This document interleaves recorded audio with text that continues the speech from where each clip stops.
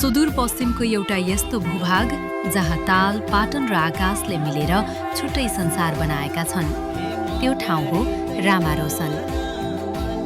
सुदूरपश्चिमको अछाम जिल्लामा रहेको रामारोसन करिब 2500 मिटर उचाइमा फैलिएको सुन्दर क्षेत्र हो। यो ठाउँलाई धेरैले 12 बण्ड र 18 खण्ड अर्थात् 12 ताल र 18 पाटनको भूमि भनेर चिन्ने गर्छन्।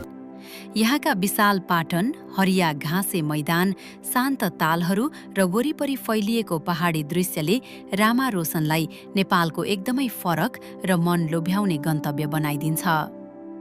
यस क्षेत्रको सबैभन्दा ठूलो ताल जिङ्ले ताल र सबैभन्दा ठूलो पाटन किनिमिनी पाटन मानिन्छ। रामारोसन केवल दृश्यको ठाउँ मात्र होइन, यो वन्यजीवनका हिसाबले पनि विशेष छ। यहाँ डाँफीसहित विभिन्न चराचुरुङ्गी देख्न सकिन्छ र यो क्षेत्र वन्यजन्तुहरूको वासस्थानका रूपमा पनि परिचित छ। यहाँ मृग, जङ्गली बँदेल, ब्वाँसो र कहिलेकाहीँ बाघ समेत देखिन सक्ने बताइन्छ।